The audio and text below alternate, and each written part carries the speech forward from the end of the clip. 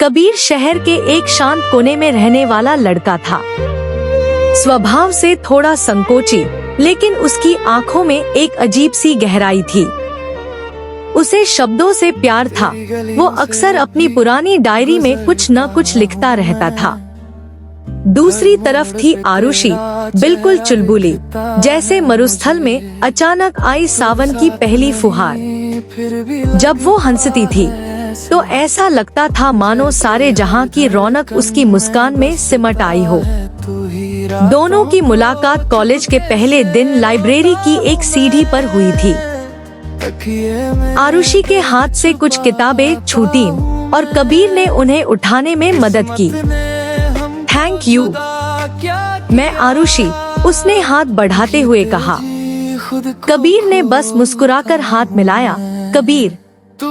उसे नहीं पता था कि यह 5 अक्षरों का नाम उसकी जिंदगी की सबसे बड़ी कमजोरी और सबसे खूबसूरत ख्वाब बनने वाला था। वक्त बीतता गया। दोनों के बीच एक गहरी दोस्ती हो गई।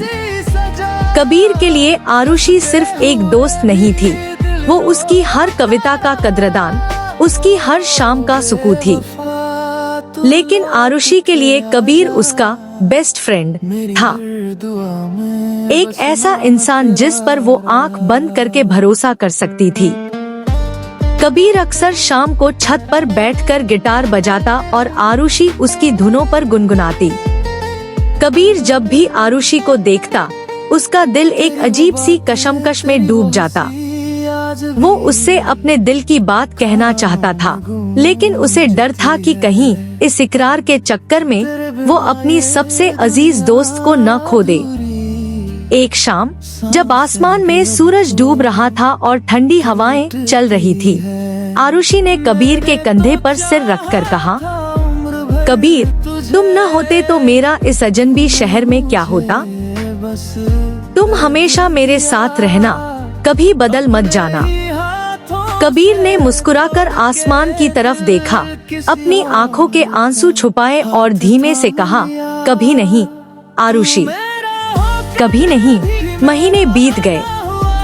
आरुषि अपनी नई जिंदगी और राहुल के साथ व्यस्त हो गई। कबीर के साथ उसकी शाम की मुलाकातें अब सिर्फ औपचारिक फोन कॉल्स में बदल गईं। कबीर अब भी उसकी हर छोटी बड़ी बात का ख्याल रखता, लेकिन दूर से। वो उसकी जिंदगी का वो साया बन गया था, जो उजाले में तो दिखता था पर अंधेरे में खो जाता था। कॉलेज का आखिरी साल खत्म होने को आया। आरुषि को आगे की पढ़ाई के लिए दूसरे बड़े शहर जाना था। विदाई की रात शहर के पुराने रेलवे स्टेशन पर सिर्फ कबीर उसे छोड़ने आया था। ट्रेन आने में कुछ ही मिनट बाकी थे। आरुषि ने कबीर को देखा, उसकी आंखों में थोड़ी नमी थी। कबीर, तुम कभी मुझसे मिलने उस शहर नहीं आओगे?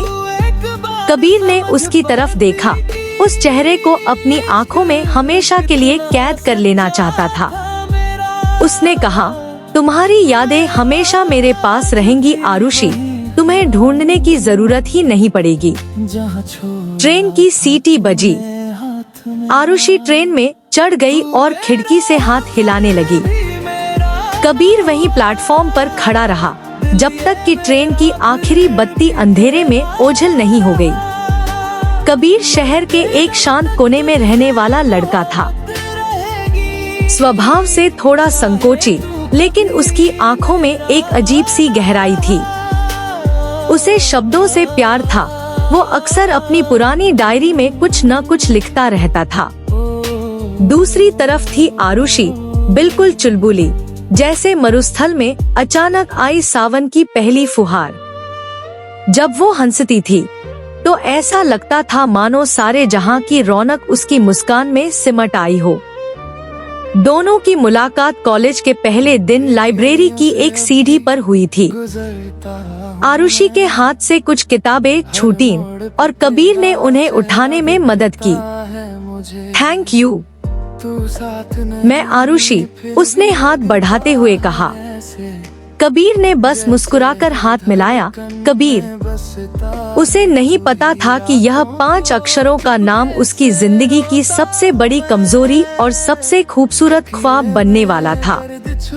वक्त बीतता गया, दोनों के बीच एक गहरी दोस्ती हो गई। कबीर के लिए आरुषि सिर्फ एक दोस्त नहीं थी, वो उसकी हर कविता का कद्रदान, उसकी हर शाम का सुकून थी। लेकिन आरुषि के लिए कबीर उसका बेस्ट फ्रेंड था, एक ऐसा इंसान जिस पर वो आंख बंद करके भरोसा कर सकती थी। कबीर अक्सर शाम को छत पर बैठकर गिटार बजाता और आरुषि उसकी धुनों पर गुनगुनाती। कबीर जब भी आरुषि को देखता, उसका दिल